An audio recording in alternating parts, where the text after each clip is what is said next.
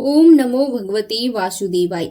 जय माता दी। दोस्तों, कैसे हैं आप सभी। सबसे पहले तो आप सभी हिंदू सनातन धर्म को मानने वाले जो भी भक्त हैं उनको सबसे पहले एकादशी व्रत की हार्दिक शुभकामनाएं।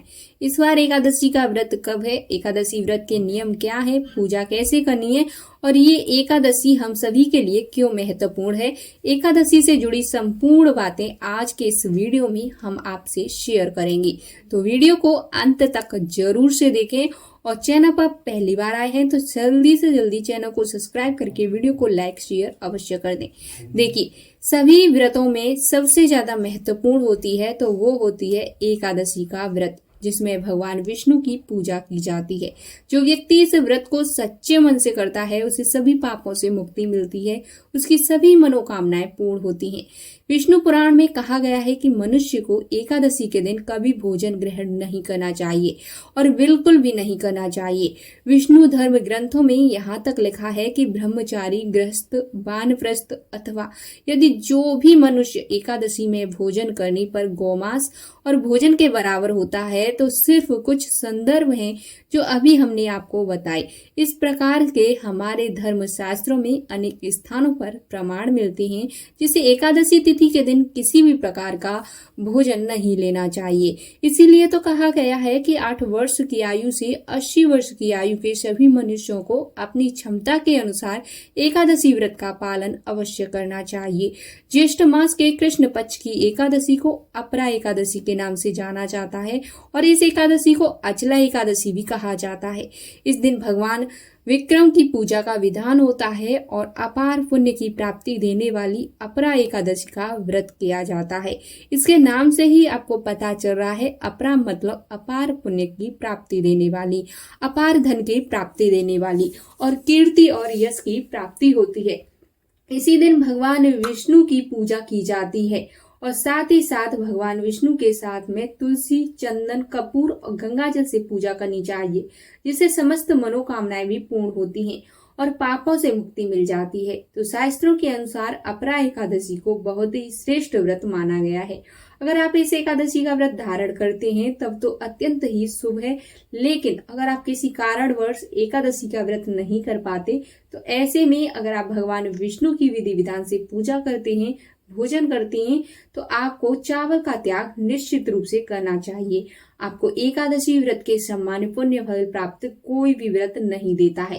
प्रिय भक्तगणों, आज के इस वीडियो में हम ज्येष्ठ माह के कृष्ण पक्ष की अपरा एकादशी के विषय में बात करेंगे। आज हम आपका कंफ्यूजन दूर करेंगे। आपको अपरा एकादशी व्रत कब रखना है, 2 जून को या 3 जून को। लेकिन उससे पहले अभी तक वीडियो को लाइक करके चैनल को सब्सक्राइब नहीं किया तो जल्दी से यह काम भी आप कर दीजिए। देखिए, एकादशी का व्रत कब रखना है, इसका व्रत का पारण कब करेंगे और एकादशी और द्वादशी तिथि कब से कब तक है, पूजा का शुभ समय क्या रहेगा, राहु काल का समय क्या है, व्रत का पारण किस दिन करेंगे, किस चीज से करेंगे, हरिवासर कब से कब तक रहेगा, ये सारी बातें आज के वीडियो में हम जानेंगे। तो आप बने रहिए हमारे साथ वीडियो के अंत तक। दोस्तों, अगर आपने अभी तक कमेंट बॉक्स में भगवान विष्णु की जय और जय माँ लक्ष्मी नहीं लिखा तो तुरंत लिख दे ताकि माँ लक्ष्मी की कृपा आपके ऊपर बन जाए। देखिए, वैसे तो साल भर में 24 एकादशी आती हैं, लेकिन जिस साल अधिक मास लगता है, पुरुषोत्तम मास लगता है, उस साल 2 अधिक एकादशी यानी कुल मिलाकर 26 एकादशी आती हैं। प्रत्येक महीने में 2 बार एकादशी तिथि आती है और एक कृष्ण पक्ष में तो दूसरी शुक्ल पक्ष में। दोनों ही एकादशियों का भिन्न भिन्न महत्व हमारे धर्म ग्रंथों और पुराणों में बताया है। जो भक्तजन माताएं बहनें एकादशी का व्रत करते हैं उनको 10वीं तिथि से लेकर द्वादशी तक कुछ महत्वपूर्ण नियमों का पालन अनिवार्य रूप से करना चाहिए। 10वीं के दिन एक समय शुद्ध और सात्विक भोजन करें और 10वीं के दिन चावल, शहद, लहसुन, प्याज, मांस, मदिरा, मसूर की दाल, कटहल की सब्जी का उपयोग भोजन के रूप में नहीं करना चाहिए। 10वीं के दिन पराय अन्न अर्थात दूसरे के घर का अन्न भोजन नहीं करना चाहिए। ब्रह्मचर्य का पालन करें। एकादशी के दिन सुबह जल्दी उठ करके स्नान करके पूजा अर्चना करें। एकादशी का व्रत का संकल्प धारण करें और पद्म पुराण के अनुसार उत्तरखंड के अध्याय 32 में श्लोक नंबर 18 में लिखा हुआ है कि हे कमल नयन भगवान अक्षय, एकादशी के दिन निराहार रह करके दूसरे दिन भोजन करूंगा। एकादशी के दिन संकल्प आपको धारण करना चाहिए और एकादशी के दिन सुबह सूर्य भगवान को जल अर्पण करें और माता पिता को प्रणाम करें। तुलसी जी का जो पूजन होता है वो भी आपको निश्चित रूप से करना है। गौ माँ की सेवा करनी है और एकादशी के दिन अन्न नहीं खाना चाहिए, केवल और केवल फलाहार करना चाहिए। सर्वोत्तम फलाहार गाय का दूध, फल, झूठ न बोलें, क्रोध न करें, लड़ाई झगड़ा वाद विवाद बिल्कुल न करें और ब्रह्मचर्य का पालन करना चाहिए। दाढ़ी कटिंग का सेवन भी नहीं करना चाहिए और शरीर के अंग के कोई भी बाल नहीं कटवाने चाहिए, ये बहुत ही ज्यादा वर्जित माना जाता है। नाखून नहीं कटवाने चाहिए। किसी भी प्राणी का, किसी भी मनुष्य का, किसी भी जीव का अपमान या अनादर ना करें। इस दिन में नहीं सोना चाहिए, रात्रि में जागरण करना चाहिए। पूजन पाठ करके ब्राह्मण देवताओं के मुख से ही एकादशी व्रत का कथा का श्रवण करना चाहिए। कथा सुनने के बाद ब्राह्मण देवता को यथाशक्ति दक्षिणा अवश्य प्रदान करें और अगले दिन शुभ मुहूर्त में ही एकादशी व्रत का पारण आपको करना चाहिए। पारण का अर्थ होता है व्रत खोलना या व्रत का समापन करना। एकादशी के दिन आप चाय कॉफी पी सकते हैं, कोई दोष नहीं लगेगा, लेकिन ध्यान रखें आपको इस दिन फलाहार में हल्दी का उपयोग नहीं करना चाहिए। एकादशी के दिन पान नहीं खाना चाहिए। एकादशी के दिन कोई भी अक्षय पुण्य नहीं करना चाहिए, यानी कि अवैवच्छड़ करने जैसे कि लहसुन, प्याज, मांस, मदिरा का उपयोग नहीं करना चाहिए। एकादशी के दिन घर में चावल का उपयोग नहीं करना चाहिए। चावल बनाना भी नहीं चाहिए और चावल खाना भी नहीं चाहिए। और चावल इस दिन पूजा में तो उपयोग भूल कर न करें। एकादशी के दिन यदि आपके घर परिवार में जन्म अथवा मृत्यु का सूतक लग जाता है तो ऐसी परिस्थिति में आप एकादशी व्रत तो अवश्य करें, सभी नियमों का पालन करें, लेकिन आपको भगवान का स्पर्श या पूजन अर्चन नहीं करना चाहिए। अगले दिन जब आप व्रत का पारण करते हैं तो सूतक की अवस्था में जल या तुलसी पत्र का फल या फलहारी वस्तु से व्रत का पारण कर सकते हैं। यदि आप यात्रा में हैं या कहीं बाहर हैं और पूजा पाठ या पारण की व्यवस्था नहीं हो पा रही है तो आंख बंद करके मानसिक रूप से मन में सभी वस्तुओं का विधि विधान से ध्यान करते हुए आप एकादशी व्रत करेंगे तो आपको एकादशी पूजा का व्रत का पुण्य फल प्राप्त होगा, क्योंकि हमारे धर्म ग्रंथों और पुराणों में मानसिक पूजा का भी विधान बताया गया है। और इसी तरह यदि कोई माताएं बहनें मासिक धर्म पीरियड्स की अवस्था में रहती हैं तो ऐसी अवस्था में भी उनको व्रत करना चाहिए। व्रत के नियमों का भी पालन करना चाहिए, लेकिन उनको भगवान का स्पर्श या पूजन नहीं करना चाहिए। जो माताएं बहनें गर्भ अवस्था में हैं, गर्भवती हैं, तो उनको अपने बालक का, अपने शिशु का, गर्भस्थ बच्चे का ध्यान रखते हुए एकादशी व्रत करना चाहिए। अच्छी प्रकार से फलाहार करके यह व्रत कर सकती हैं, लेकिन कोई भी इस दिन गलत काम ना करें। किसी भी प्रकार का पाप कर्म बिल्कुल न करें। सभी तरह से आपको अच्छे मन से पवित्र अवस्था में एकादशी का व्रत का नियम और विधि से पालन करना ही अनिवार्य है। अगर आपसे जाने अनजाने में कोई त्रुटि हो जाती है, गलती हो जाती है, तो प्रभु से आप क्षमा याचना अवश्य मांग लें। प्रभु तो कृपा निदान हे दयालु, आप हमको क्षमा अवश्य करें। आइए अब जानते हैं एकादशी तिथि कब से प्रारंभ होगी, शुभ मुहूर्त। लेकिन उससे पहले अभी तक दोस्तों वीडियो को लाइक नहीं किया तो वीडियो को लाइक करके चैनल को सब्सक्राइब जरूर करें। एकादशी की तिथि जो है इस बार 2 दिन की हो रही है, कुछ लोग 2 को तो कुछ लोग 3 को, परंतु आपकी जानकारी के लिए बता दें इस बार एकादशी तिथि प्रारंभ होगी 2 जून रविवार को सुबह 5:50 से। इससे पहले तक 10वीं तिथि रहेगी और एकादशी की तिथि समाप्त होगी 3 जून सोमवार की सुबह 2:41 पर, क्योंकि एकादशी की तिथि इस बार 2 दिन रहने वाली है। ऐसे में इस बार दोनों ही दिन एकादशी का उपवास रखा जाएगा। 2 जून रविवार को पड़ने वाली एकादशी का व्रत 10वीं युक्त एकादशी का रहेगा। ऐसे में जो गृहस्थ जन है वह इस उपवास को रख सकते हैं, लेकिन जो वैष्णव संप्रदाय के लोग होते हैं वो इस दिन व्रत नहीं रख सकते हैं। जिन्होंने गुरु मंत्र की दीक्षा ली होती है उन्हें द्वादशी तिथि मिली हुई एकादशी का व्रत रखना चाहिए। वैसे तो एकादशी का व्रत जो होता है उदया तिथि के अनुसार रखा जाता है, यानी कि सूर्य उगते हुए दिन वाले दिन ही आपको एकादशी युक्त व्रत रखना चाहिए। 2 जून रविवार का व्रत रखते हैं, लेकिन प्राप्ति की इच्छा रखने वाले सभी भक्तों को द्वादशी तिथि एकादशी का ही व्रत रखना चाहिए। इसीलिए इस 3 जून सोमवार को भी एकादशी का व्रत रहेगा, क्योंकि वैष्णव एकादशी होगी। इस दिन भले ही एकादशी तिथि सुबह ही समाप्त हो गई, लेकिन यह एकादशी बहुत ही शुद्ध एकादशी मानी जाती है। व्रत रखते समय आपको इस बात का भी ध्यान देना चाहिए कि अगले दिन द्वादशी तिथि पर सुबह के समय हरिवासर ना हो। यदि सुबह के समय हरिवासर होता है, उस समय व्रत नहीं खोला जाता। हमेशा हरिवासर का समय समाप्त होने के बाद ही व्रत खोला जाता है। ऐसे में अगर आप 2 जून रविवार को एकादशी का व्रत रख रहे हैं, तो आपको 3 जून को थोड़ी देर व्रत का पारण करना होगा। द्वादशी तिथि प्रारंभ होगी 3 जून सोमवार की सुबह 2:42 से। इसी के साथ हरिवासर का समय भी शुरू हो जाएगा और शुरुआत के 5 से 6 घंटे का समय हरिवासर का समय रहेगा।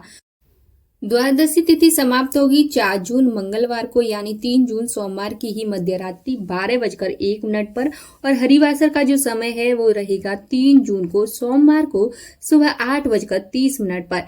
इससे पहले तक आप उपवास नहीं खोल सकते, क्योंकि हरिवासर रहेगा। ऐसे में जिन्होंने भी 2 जून को एकादशी का उपवास रखा है, उन्हें 3 जून सोमवार को सुबह 8:35 से 9:55 के बीच में एकादशी का व्रत का उपवास खोलना चाहिए।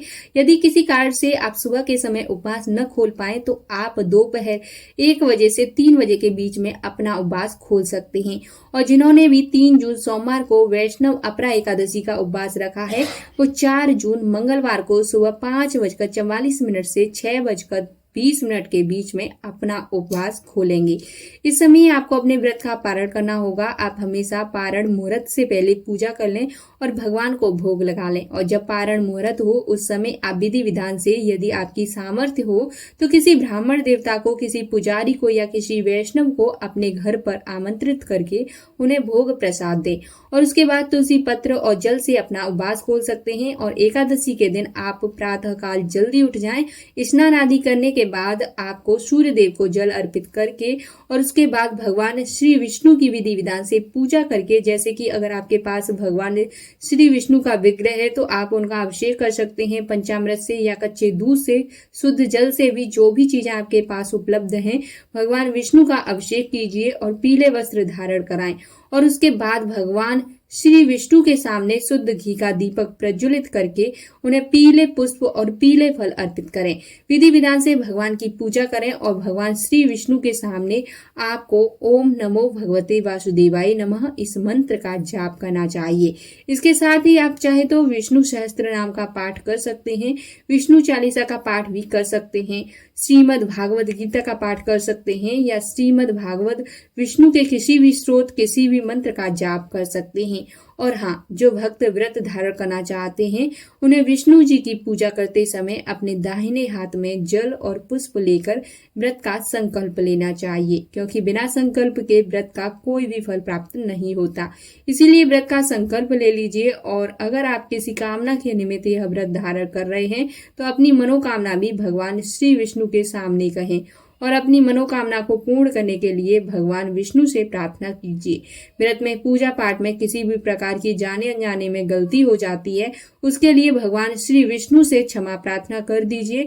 तो व्रत का संकल्प जब आप ले देते हैं, तो उसके बाद आपका व्रत प्रारंभ हो जाता है और विधि विधान से भगवान श्री विष्णु की पूजा आराधना कीजिए, उनके मंत्रों का जाप कीजिए। और व्रत हमें किस प्रकार रखना चाहिए, व्रत में क्या खाएं क्या न खाएं। अगर आप व्रत कर रहे हैं, आप फलों का सेवन कर रहे हैं, आप दूध, जूस इत्यादि ले सकते हैं, अन्न का सेवन नहीं करना चाहिए, तो आप व्रत कर रहे हैं। बाकी आप इस व्रत में फलाहार कर सकते हैं। और हम बहुत से भक्त इस व्रत को निर्जल भी धारण करते हैं। तो भक्तों की अपनी अपनी अलग अलग श्रद्धा होती है।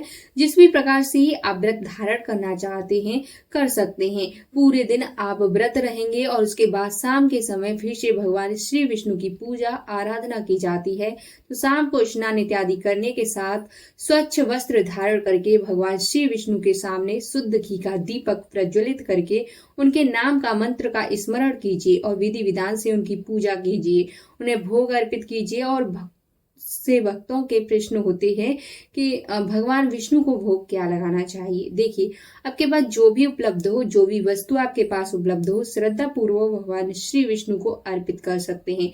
जैसे आप चाहें तो फलों का भोग लगा सकते हैं, मखाने की खीर या साबूदाने की खीर बनाकर भी भगवान श्री विष्णु को अर्पित कर सकते हैं। और इसके साथ ही आप पीली मिठाई, दूध से बनी हुई मिठाई का भी भोग लगा सकते हैं। एकादशी के दिन भोग अवश्य लगाना चाहिए।